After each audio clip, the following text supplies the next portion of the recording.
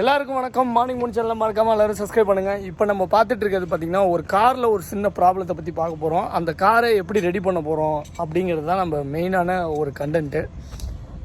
இந்த வண்டி வந்து பார்த்திங்கன்னா நிசான் பாத்ஃபைண்டர் 2013 மாடல். 2006 மாடல். சாரிங்க, நான் மாடல் தப்பாக சொல்லிட்டேன். 2006 மாடல் பாத்ஃபைண்டரை நம்ம பார்த்துட்ருக்கோம். இந்த வண்டி வந்து பார்த்திங்கன்னா மெயின்டெனன்ஸ் வந்து ரொம்ப கம்மிங்கிறாங்க. ஆனால் பாத்ஃபைண்டரில் சம் மாடல்ஸ் மட்டும்தான் நமக்கு வந்து ரொம்ப ஒரு கன்வீனியண்ட்டான வண்டின்னு சொல்ல முடியும். வாங்க பார்க்கலாம் என்ன ஃபால்ட்டு, எப்படி ரிப்பேர் பண்ணுறோன்னு. கத்தாரை பொறுத்த வரைக்கும் நம்ம நிறைய பேர் வந்து கொஞ்சம் மிடில் கிளாஸாக கூட இருக்கலாம். எல்லோரும் யூஸ்டு கார் யூஸ் பண்ணுறவங்க ரொம்ப அதிகம். அவங்களுக்கு இந்த வீடியோ கண்டிப்பாக பயனுள்ளதாக இருக்கும்.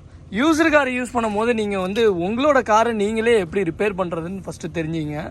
அதை வந்து நீங்கள் கொஞ்சம் கொஞ்சமாக தான் நீங்கள் வந்து கற்றுக்க முடியும். ஒரு சில ஃபாரினர்ஸ்லாம் பார்த்திங்கன்னா அவங்க வீட்டு வேலையை அவங்களே தான் பார்த்துப்பாங்க, வெளியில் யார்ட்டையும் கொடுக்க மாட்டாங்க.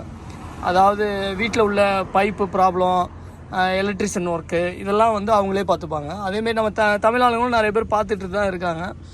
வாங்க, இந்த காரில் வந்து பார்த்திங்கன்னா இப்போ நம்ம வந்து ப்ராப்ளத்தை ஈஸியாக ஐடென்டிஃபை பண்ணியாச்சு. இந்த இடத்துல ஒரு ப்ராப்ளம் இருக்குது, அதை பற்றி என்னென்னு நான் டீட்டெயிலாக சொல்கிறேன். இப்போ நம்மளோட நண்பர் தான் இந்த வண்டி வச்சுருக்காரு. அவர் பாருங்கள், ரிப்பேர் பண்ணுறதுக்கு முன்னாடி எவ்வளோ டூல்ஸ் பர்ச்சேஸ் பண்ணி வச்சுருக்காருன்னு. உங்கள் காரை நீங்களே ரிப்பேர் பண்ணணுன்னா ஃபஸ்ட்டு டூல்ஸ் பர்ச்சேஸ் பண்ணுங்கள். ஆயுதம் இல்லாமல் நம்ம எந்த இதையும் நம்ம யூஸ் பண்ணவே முடியாது. ஆனால் நம்ம காரை நம்ம ரிப்பேர் பண்ணணுன்னா கரெக்டான டூல்ஸு நம்மள்ட்ட தேவை. அதனால் நீங்கள் காரை ரிப்பேர் பண்ணுறதுக்கு முன்னாடி என்னென்னத்தை எப்படிலாம் கைட்டணும், என்னென்ன ஸ்பேனர் இருந்தால் என்னென்ன போல்ட்டை கைட்டலாம், அதெல்லாம் நீங்கள் ஃபஸ்ட்டு தெரிஞ்சு வச்சுங்க. இதெல்லாம் வந்து காமன் டூல்ஸு. இதில் எதுங்க மங்கி ஸ்பேனரு? ஓகே, இதில் 12, 13 எங்கே இருக்குது? இங்கே நிறைய இருக்குது. ஓகே, இது பார்த்தீங்கன்னா 13 தான். பின்னாடியும் அது வேறு எதுவும் சைஸ் டிஃப்ரெண்ட் இல்லை, அதனால தான் ஒரே நம்பர் போட்டிருக்காங்க. ஏதோ ஸ்க்ரூ டிரைவர் மிஸ்ஸிங்கா பாருங்கள். இவர் வைக்கல ரிப்பேர் பண்ணுறதுக்கே எவ்வளோ ஸ்க்ரூ டிரைவர் தேடுறாரு பாருங்கள். அதனால் நீங்கள் உங்கள் வண்டியை ரிப்பேர் பண்ணுறதுக்கு முன்னாடி ஃபஸ்ட்டு என்னென்ன ஸ்க்ரூ டிரைவர் தேவை, என்னென்ன டூல்ஸ் தேவைங்கிறத ஃபஸ்ட்டு நான் இன்னொரு வீடியோவில் அதை பற்றி நான் டீட்டெயிலாக போடுறேன். ஆக்சுவலாக இந்த இடத்துல என்ன பிரச்சனைனா, ஒரு ஸ்டெப்பர் மோட்டர் வந்து ஸ்டெக் ஆகிருக்குங்கிறாரு. அதை வந்து நம்ம பிரித்து பார்த்தா தான் தெரியும் என்ன ஸ்டெப்பர் மோட்டர் வந்து ஸ்டெக் ஆகிருக்குன்னு. இதை எப்படி ஐடென்டிஃபை பண்ணீங்க, இந்த ஸ்டெப்பர் மோட்டர் தான் ஸ்டெக் ஆகிருக்குங்கிறது? ஸ்டெப்பர் மோட்டர் ஸ்டெக் ஆகிருக்குன்னா நம்ம வந்து உங்களுக்கு ஐடில் ஸ்பீட் சரியாக வராது. ஓகே ஓகே, ஆர்பிஎம் கார் வந்து ஒரு சீரான ஸ்பீடில் போகாது, மேலே கீழே வரும். இல்லை, அது வந்து ஐடில் ஸ்பீடுனா நம்ம வந்து என்ன சொல்கிறது, அதுக்கு வண்டி வந்து ஸ்டார்ட் பண்ணுவோம்ல, நீங்கள் ஸ்டார்ட் பண்ணி கியர் போடுறதுக்கு முன்னாடி இதுக்கு ஒரு ஸ்பீடு இருக்கும். ஆமாம். ஏன்னா ஆட்டோமேட்டிக் வெஹிக்கிளில் ஒரு அசம்னேஷன் ஒரு ஆட்டோமேட்டிக்காக இருக்கும்போது அதுவாக ஒரு அசம்னேஷனில் ஒரு ஆட்டோமேட்டிக்காக வந்து அந்த வெஹிக்கிளோட ஸ்பீட் இருக்கும். ஈவன் தோ நீங்கள் வந்து டீயில் போட்டு நீங்கள் ட்ரைவ் பண்ணும் போது அது ஒரு ஸ்பீடில் போகும். இப்போ அந்த ஸ்பீடு தான் இதில் ஒர்க் ஆகலைங்கிறீங்களா? ஸ்பீடு ஒர்க் ஆகும், ஆனால் அது ஒரு யூனிஃபார்மிட்டி வேணும் அதுக்கு. ஓகே 700 ஆர்பிஎம்மில் ஸ்டடியாக நிற்கணும். ஓகே, ஸோ இது வந்து ஃப்ளக்சுவேட் ஆகுது. அந்த ஆர்பிஎம்ல ஸ்டடியாக நிற்க மாட்டேங்குது, ஃப்ளக்சுவேஷன் இருக்குது, ஸ்பீடோட வேரியேஷன் வருது. ஓகே. ஸோ அந்த ஃப்ளக்சுவேஷனுக்காக தான் நாம் இப்போ இது கலட்ட போகிறோம். ஓகே, இப்போ கைட்டிட்டு நம்ம அந்த ஸ்டெப்பர் மோட்டரை வெளில எடுத்து த்ரோட்டில் கண்ட்ரோல்னு சொல்லுவாங்க. இது வந்து எலக்ட்ரானிக் த்ரோட்டில் கண்ட்ரோல். ஓகே, நம்ம இந்த பழைய காரில் இருக்கிற மாதிரி என்ன சொல்லுவாங்க, கேபிள் எல்லாம் இதில் இல்லை. ஓகே, இதுதான் அதோட பாட்டு. நீங்கள் அந்த ஆக்சிலேட்டர் பெடலில் ப்ரெஸ் பண்ணும்போது இந்த மோட்டார் வந்து இது ஆக்சுவேட் பண்ணும். ஓகே, டோட்டல் வந்து ஓப்பன் பண்ணி கொடுக்கும். ஓகே. ஸோ அந்த மோட்டார் வந்து இப்போ ஸ்டெக் ஆகிருக்கு. ஓகே. ஸோ நாம் இப்போ அதுதான் பார்க்க போகிறோம். ஓகே, வாங்க பார்க்கலாம். ஆனால் ப்ரோ வந்து ரொம்ப கஷ்டப்படுறாரு. ஆனால் இது ரிமூவ் பண்ணுறது அது சாமானிய வேலை இல்லை. நம்ம காரில் வந்து ஒரு பார்ட்ஸை ரிமூவ் பண்ணுறதுக்கு நம்ம டூல்ஸ் மட்டும் இருந்தால் மட்டும் போதாது, அதை ஹேண்டில் பண்ணுற விதமாக இருக்கட்டும். அந்த பார்ட்ஸை ரிமூவ் பண்ணும்போது கொஞ்சம் ஸ்ட்ரகிள் ஆக தான் செய்யும். அதாவது ஒரு கார் ரிப்பேர் பண்ணுறவன் அளவு வந்து உடல் பலத்தையும் அதை எப்படியாவது அவுக்கணுங்கிற மனசில் அந்த ஓட்டம் இருந்துக்கிட்டே இருக்கணும். அப்போ தான் நம்ம அதை அவுக்க நம்ம ஸ்க்ரூஸ்லாம் ரிமூவ் பண்ணால் ஃபஸ்ட்டு நம்ம தெரிஞ்சுக்கணும். அதுக்கப்புறம் தான் நம்ம ஈஸியாக மாட்டிடலாம். எதாக இருந்தாலுமே நம்ம கைட்டி பிரிச்சிடலாம். ஒரு இன்ஜினை பிரிக்கும் போது கூட கொஞ்சம் எல்லாருக்குமே கஷ்டம்தான். ஒரு மெக்கானிக்கே வந்து பிறக்கும் போதே அவன் மெக்கானிக்காக உருவாகிறதில்ல. அவனாக வந்து நிறைய வாட்டி ட்ரை பண்ணி அட்டம்ப்ட் அடித்து தான் ஒரு மெக்கானிக்காக உருவாகிறான். அதனால் இதுக்கு வந்து இப்படி தான் வந்து ஒரு மெக்கானிக் இருக்கணும் அப்படிலாம் கிடையாது. கரெக்டான டூல்ஸ் இருந்தால் மட்டும்தான் நம்ம இன்ஜினை பிரிக்க முடியும். இப்போ இந்த ஸ்டெப்பர் மோட்டரை பிரிக்கிறவரும் பார்த்திங்கன்னா ஒரு எலக்ட்ரிக்கல் இன்ஜினியர். அதாவது அவர் படித்தது BE. ஆனால் அவர் ஆட்டோமொபைல்ஸை பற்றி எவ்வளோ நாலேஜ் இம்ப்ரூவ் பண்ணுறாரு. எப்படி அவர் தன்னம்பிக்கையாக வந்து இப்போ உங்களுக்கு பிரித்து அந்த ஸ்டெப்பர் மோட்டரை எப்படி ரிப்பேர் பண்ணுறாரு பாருங்கள். இதுக்குள்ளே காட்டுங்க. இதுதான் அவங்க டோட்டல் பட்டர்ஃப்ளை வால்வ்னு சொல்லுவாங்க இதுக்கு. ஓகே இது பாருங்க. ஓகே இது கொஞ்சம் அங்கே இங்கே இருக்குது. இப்போ ஓகே நாம் என்ன பண்ணுறோம், இது வந்து இப்போ மொத்தமாக கலெக்ட் எடுக்க போகிறோம். இது இங்கேருந்து இன்ஜின்ல இருந்து செப்பரேட் பண்ணி எடுக்க போகிறோம். ஓகே எடுத்து க்ளீன் பண்ணி திருப்பி மாட்டுறோம். ஓகேவா? சரி பாப்போம். இதுதான் அந்த மோட்டார். இது வந்து நான் ரிமூவபிள். இது ரிமூவ் பண்ண முடியாது நம்ம. ஓகே இது வந்து இதோட த்ரோட்டில் இருந்து வர இந்த கனெக்ஷன், அப்புறம் இந்த பேட்டரி எல்லாம் இங்கே தான் வரும். ஸோ இது கனெக்ஷன் முதல்ல இப்போ நம்ம எடுக்க போகிறோம். முன்னாடி எனக்கு இது பார்க்கணும் எப்படி ஒர்க் பண்ணுறது. ஓகே ஏதாவது நீங்கள் வந்து உங்கள் காரில் இந்தமாரி ஒரு விஷயத்தை நம்மளே பிரிச்சுட்டு நம்ம திரும்ப மாட்டிடலாம். ஆனால் இது கம்ப்யூட்டரில் இது வந்து ஒரு விதமான செட்டிங்ஸ் இருக்குது. அந்த செட்டிங்ஸை பற்றி ப்ரோ சொல்லுவார். ப்ரோ இது நார்மலாக இந்தமாரி ஸ்ப்ரே வச்சு தான் ப்ரோ மெக்கானிக்லாம் வந்து க்ளீன் பண்ணுவாங்க. இது வந்து நார்மல் WD-40 தான். ஓகே இது வந்து ஸ்டெப்பர் மோட்டர் கொஞ்சம் நார்மலி இது யூஸ் பண்ண மாட்டாங்க. ஓகே இது வந்து ஸ்டெப்பர் மோட்டர் கொஞ்சம் ஸ்டக்காக இருந்ததுனால நான் கொஞ்சோண்டு தான் போடுவேன். ஓகே அதுக்கப்புறம் நாம இந்த கீ ஆன் பண்ணால் இது கொஞ்சம் ஃப்ளாப் ஓப்பன் ஆகி வரும். நீங்கள் பார்க்கலாம், நான் காட்டுறேன் உங்களுக்கு. ஓகே முதல்ல இது இப்போ அடிச்சு விட்டுருவேன். ஓகே அப்புறம் வந்து கொஞ்சம் டைம் ஆனதுக்கப்புறம். ஆனால் இது எல்லா கார்லேயும் இது ஒரு காமனான ப்ராப்ளம். சம்டைம்ஸ் சில கார்ல எல்லாம் ஸ்டார்டிங் ட்ரபிளே இருக்கும். அதுக்கே வந்து இந்த இதை பிரிச்சுட்டு உள்ளே வந்து ஸ்ப்ரே மட்டும்தான் அடிச்சு விடுவாங்க. அதுக்கப்புறம் அது சரியாயிடும். இப்போ வந்து இதில் இதுக்கு இப்போ என்ன பிரச்சனைனா, நாம் வந்து ஏதாவது ரிவர்ஸ் கீரில் போடும்போது இது வந்து ஷிவரிங் இருக்கும். ஓகே அப்புறம் நம்ம டிராஃபிக் லைட்டில் வந்து நிப்பாட்டும் போது கொஞ்சம் ஷிவரிங் இருக்கும். RPM ஃப்ளக்சுவேஷன் வரும். ஓகே ஸோ அதனால தான் எனக்கு வந்து கரெக்டாக டயக்னோசிஸ் ஆச்சு. இது ஸ்டெப்பர் மோட்டார் பிரச்சனை தான், வேற எதுவும் பிரச்சனை இல்லை. ஓகே இது கலட்டி நாம இப்போ WD-40 அடிச்சு இங்கே ஜாம் ஆயிருக்கும். இந்த பாட்டு பாருங்க இங்கே. ஓகே இதுக்குள்ளார வந்து இது கொஞ்சம் டைட்டாக இருக்கு. ஓகே ஸோ முதல்ல வந்து அந்த கிளியர் பண்ணி நம்ம பண்ண போகிறோம். ஓகேவா? ஓகே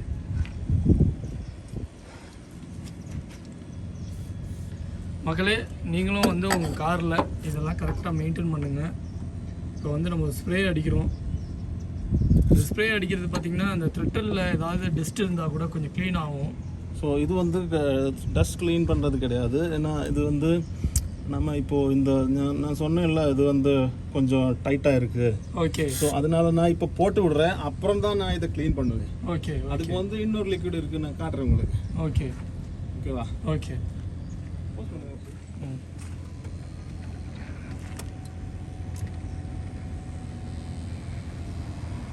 மக்களே, இப்போ இது வந்து த்ரெட்டல் வந்து ஓப்பன் ஆக போகுது. ஏன்னா ஓப்பன் ஆகலை. ஸ்டார்ட் பண்ணுறீங்களா? வராது.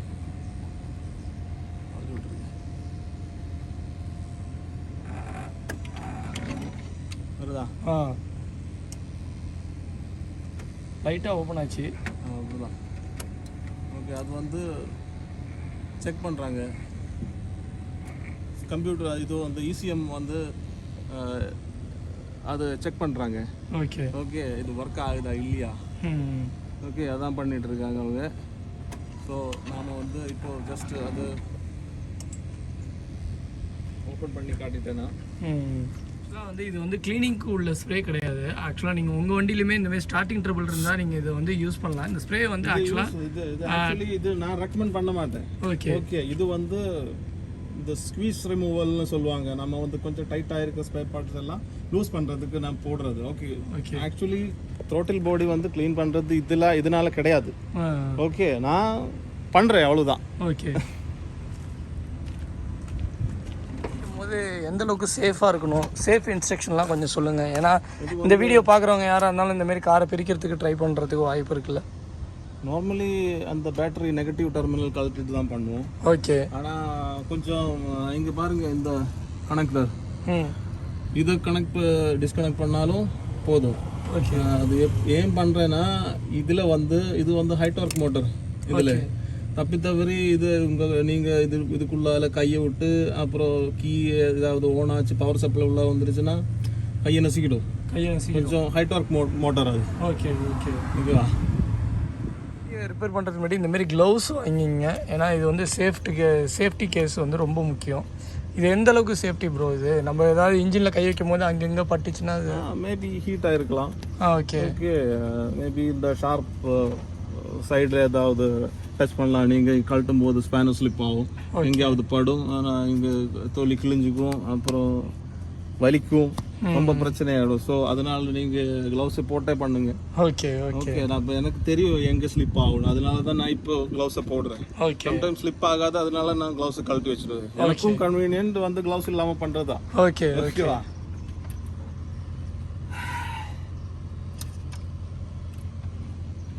ஸோ இதில் டோட்டலாக 4 போல்ட் இருக்கும். ஓகே. இது அலன்கி, இதுக்கு அலன்கின்னு சொல்லுவாங்க. Okay okay. இந்த பிரிட்டனில் ஒரு ஆள் தான் இது கண்டுபிடிச்சாங்க. அந்த ஆளோட பேர் தான் அலன்.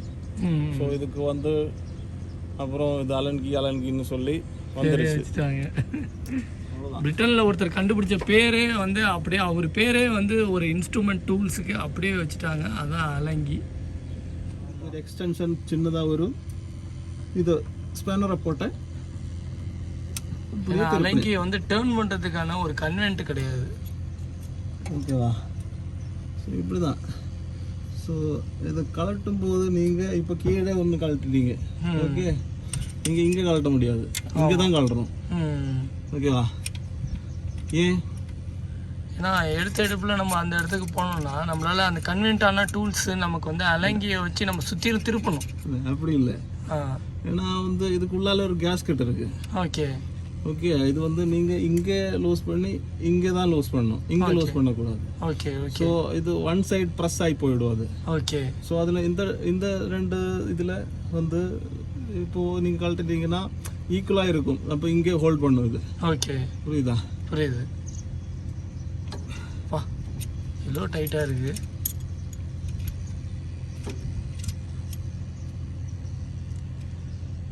வண்டியில் ஒரு ஸ்க்ரூ கட்டுறது அவ்வளோ ஈஸி கிடையாது. மக்களே, இங்கே அடிக்கிற வெயிலுக்கு வெளியில் நின்று ஏசியே இல்லாமல் நம்ம இந்த வெயிலுக்கு வெளியில் நிற்கிறதே பெரிய விஷயம்.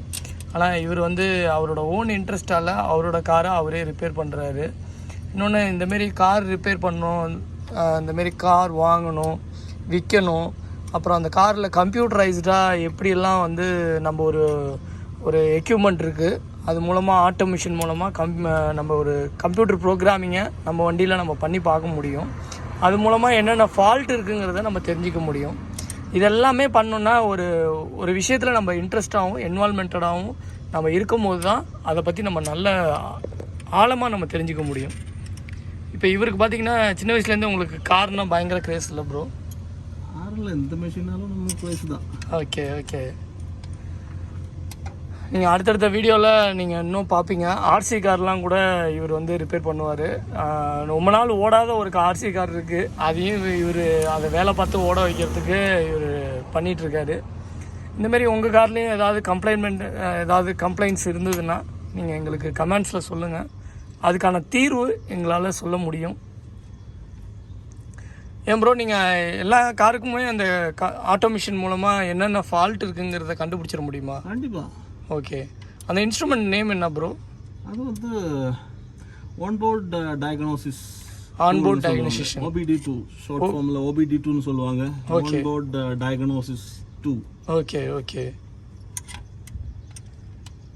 இப்போ இந்த OBD பிளாட்ஃபார்ம் பார்த்தீங்கன்னா சின்ன சின்ன டிவைஸ்லாம் வைக்கிறாங்களா ப்ளூடூத்தில்? மக்களே, நம்ம ஃபுல்லாக கைட்டியாச்சு. இப்போ கைட்டின இன்னொரு திங்ஸ் எங்கே இருக்குதுன்னு பாருங்கள். இதாங்க, இது அந்த மெயினான அந்த த்ரெட்டலில் வந்து இருக்க வேண்டிய கேஸ் கட்டு ப்ளஸ் ஸ்க்ரூஸு. அப்புறம் இதுதான் நம்ம க்ளீன் பண்ண போகிறது. அப்புறம் பார்த்திங்கன்னா இப்போ க்ளீன் பண்ணிகிட்ருக்காங்க. இதுதான் இப்போ வந்து மெயினாக நம்ம க்ளீன் பண்ணிகிட்ருக்கோம். அதுலேயும் கொஞ்சம் க்ளீன் பண்ண வேண்டியது இருக்குது, அதனால தான் நான் அதையும் காமிச்சேன். இப்போ நீங்கள் மெயினாக க்ளீன் பண்ண போகிறது இதுதானே சார்?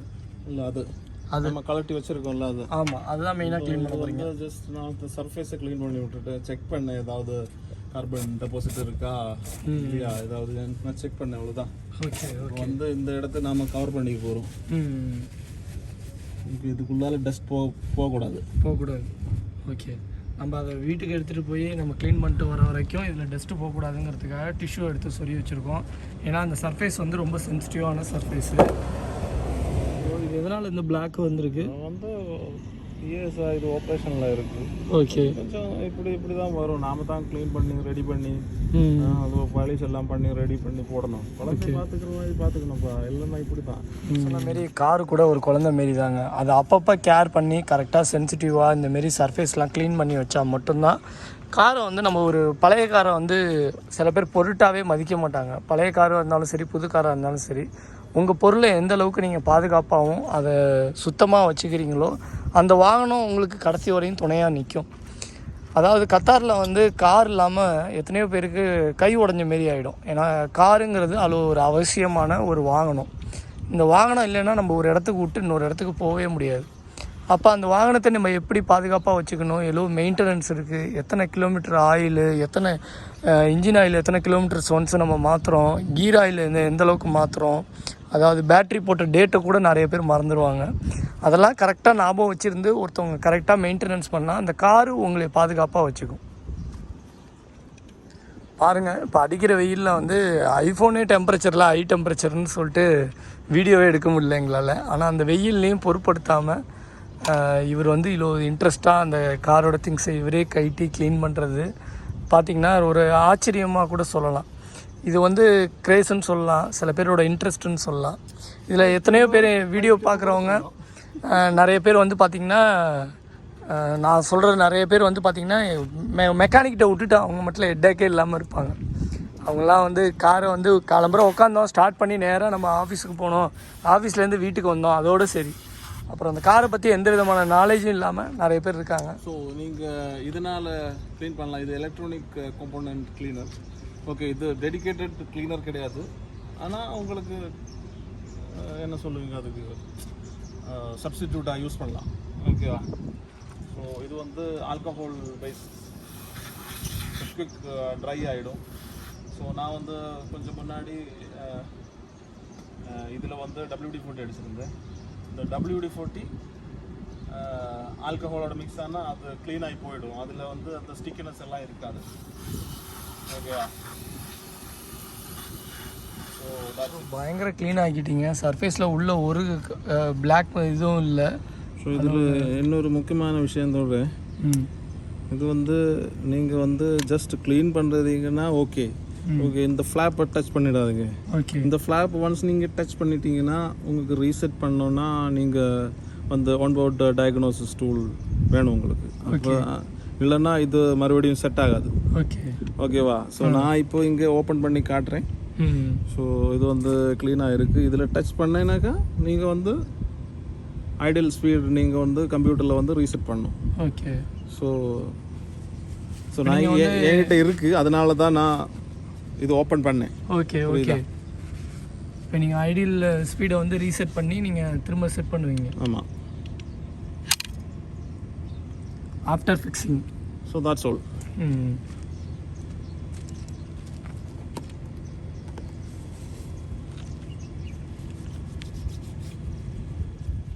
ஆனால் ப்ரோ உங்களை மாரி நானும் வந்து சின்ன வயசில் ஒரு TS50 கார்பரேட்டரை கைட்டி க்ளீன் பண்ணணுன்னு ட்ரை பண்ணேன். ஆனால் கைட்டிட்டேன், ஆனால் திரும்ப என்னால் மாட்ட முடியல. அப்போ அந்த கார்பரேட்டரை கைட்டி நான் எல்லாத்தையும் க்ளீன் பண்ணிட்டு என்னால் திரும்ப மாட்ட முடியலங்கிறப்ப ஒரு மெக்கானிக்கிட்ட கொண்டு போய் கொடுத்து நான் திரும்ப மாட்டினேன். ஆனால் நீங்கள் வந்து கைட்டினப்போ என்ன ஆர்வம் இருந்ததோ அதேமாரி மாட்டுறப்பையும் அதே ஈக்குவலண்ட் ஆர்வத்தோடு நீங்கள் அதை கையாளுற விஷயந்தான் கண்டிப்பாக நம்ம வந்து எதை விஷயத்தை நோக்கி நம்ம போகிறோமோ அதை கரெக்டாக நம்ம அடைய முடியுங்கிறத ஒரு முக்கியமான ஒரு விஷயம். இந்த வீடியோவில் பார்க்குறவங்க கூட நீங்கள் ட்ரை பண்ணலாம். உங்கள் காரில் ஏதாவது இந்தமாரி ஒரு சின்ன சின்ன இஷ்யூஸ்லாம் நீங்களே கிளியர் பண்ண முடியும். பட் ஆனால் எதாக இருந்தாலுமே பொறுமை நிதானம் இருந்தால் மட்டும்தான் ஒரு மெக்கானிக்கே வந்து ஒரு காரை ரிப்பேர் பண்ண முடியும். அவசரப்பட்டிங்கன்னா காரியம் சிதறிடும். அதாவது பொறுமையான விஷயங்கள் எது இதுலன்னு பார்த்தீங்கன்னா கார் ரிப்பேர் பண்ணுறதா இருக்கட்டும், லேப்டாப்பு மதர் போர்டு ரிப்பேர் பண்ணுறதா இருக்கட்டும், ஈவன் எலக்ட்ரானிக்ஸாக இருக்கட்டும், ஆட்டோமொபைல்ஸாக இருக்கட்டும், எல்லாத்துலேயுமே நம்ம ஈஸியாக எந்த ஒரு பொருளையும் கைட்டிட முடியும். ஆனால் மாட்டும் போது அதே பொறுமையோடு கையாளணும். அப்போ தான் அந்த பொருள் வந்து சேஃபாக ஒரு இடத்துல நம்ம வந்து கரெக்டாக ஃபிக்ஸ் பண்ண முடியும் ப்ராப்ளத்தையும்.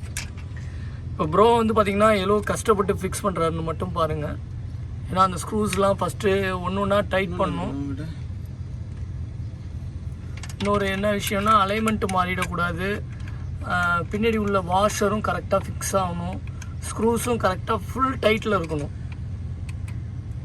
சில பேரால் வந்து அந்த ஸ்ட்ரென்த் இல்லை அப்படின்னு சொல்லிட்டு பாதியில் நீங்கள் வந்து கொஞ்சம் டைட் பண்ணிட்டு விட்டுறக்கூடாது. அப்புறம் அது கைண்டு வெளில வந்து விழுந்துருச்சுன்னா டோட்டலாக நம்மளோட இன்ஜினுக்கே ஸ்பாயில் ஆகிறதுக்கு கூட வாய்ப்பு இருக்குது. என்ன ப்ரோ? அப்படி இல்லை, இது வந்து இது கலந்து விழுனா ஸ்டார்ட் ஆகாது, அவ்வளோதான். ஸ்டார்ட் ஆகாது, அவ்வளோதான். கைண்டு விழுந்தா இன்ஜின் ஸ்பாயில் ஆகாதுங்க. கைண்டு விழுந்தால் உங்களுக்கு ஸ்டார்ட் ஆகாது. அதனால் ஃபுல் டைட்டு கொடுங்க. இப்போ நிறைய பேர் பார்த்தீங்கன்னா ப்ரோ, நம்ம காரோட ஸ்டெப்னி கூட மாட்ட முடியாமல் எத்தனையோ பேர் காரை ஓட்டிகிட்டு போகிறாங்க. அதாவது திடீர்னு ஒரு டயர் பஞ்சர் ஆகிடுச்சின்னு வைங்களேன், அவங்களால ஸ்டெப்னி மாற்றவே தெரியாது. ஏன்னா அத்தனை போல்ட்டுக்கும் நம்ம வந்து ஃபுல் ஸ்ட்ரென்த்து கொடுக்கணும். என்ன தான் நம்மள்ட்ட ஜாக்கி இருந்தாலும், என்ன தான் நமக்கு அதுக்கான டூல்ஸ் இருந்தாலும், அந்த ஸ்ட்ரென்த்து கொடுத்து மாற்றுறதுல தான் பெரிய விஷயம் இருக்குது. எல்லாருமே கில்லி விஜய் மாரி கிடையாது, கையிலே பிடிச்சி ஸ்டெப்னியை மாற்றுறதுக்கு. நம்ம சாதாரண ஆளுங்க. சினிமாவில் வந்து எதை வேணாலும் காட்டலாம், மக்கள் நம்பலாம். ஆனால் நிஜத்தில் அவங்களால அது எதுவுமே சினிமாக்காரங்க கூட நிஜத்தில் பண்ண முடியாத விஷயங்கள் நம்மளால் பண்ண முடியும். இங்கே வச்சிடாதீங்க. பாருங்கள், இடஞ்சலாக இருக்குன்னு ஆயில் லெவல் பார்க்குற இதை கூட ரிமூவ் பண்ணிட்டாரு. அப்போ எந்த அளவுக்கு இன்ட்ரெஸ்டோட வேலை பார்க்குறாரு பாருங்கள். ரொம்ப கஷ்டம்தாங்க. இங்கே உள்ள டெம்பரேச்சர் வந்து பார்த்தீங்கன்னா சராசரி இப்போ ஒரு 49-50 இருக்குமா ப்ரோ? ஆல்மோஸ்ட். இப்போ நம்ம நிற்கிற இடத்துல பயங்கர டெம்பரேச்சர் ஜாஸ்தி. என் ஃபோனே வந்து ரொம்ப ஹை டெம்பரேச்சர் தான் சென்சிட்டிவாக வந்து இப்போ கேமராவே க்ளோஸ் ஆகிடுது சம்டைமு. இப்போ 3 ஸ்க்ரூ டைட் பண்ணிட்டாரு. லாஸ்ட்டாக ஒரு ஸ்க்ரூவு கம்ப்ளீட்டாக க்ளீன் பண்ணிட்டாருங்க. கார்பன் ஒரு சின்னது ஒரு துளி கூட கிடையாது கார்பன் அதில். இப்போ சப்ளை போட்டு கம்ப்யூட்டரில் நீங்களே அலைன்மெண்ட் பண்ணிவிடுவீங்க, ஸ்பீடை ரீசெட் பண்ணி.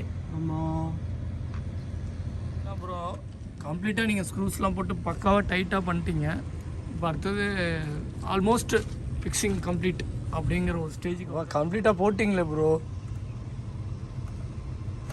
எவ்வளோ கஷ்டம் பாருங்கள். இந்த வெயிலை பொருட்படுத்தாமல் இவ்வளோ கஷ்டப்பட்டு ஒன்றுத்தையும் ஃபிக்ஸ் பண்ணுறதுங்கிறது பெரிய விஷயம். க்ளீன் பண்ணுறது ஒரு 5 செகண்ட் வேலை தான். ஆனால் இது எல்லாத்தையும் ப்ராப்பராக திரும்ப ஃபிக்ஸ் பண்ணுறது தான் அவ்வளோ கஷ்டமே இருக்குது.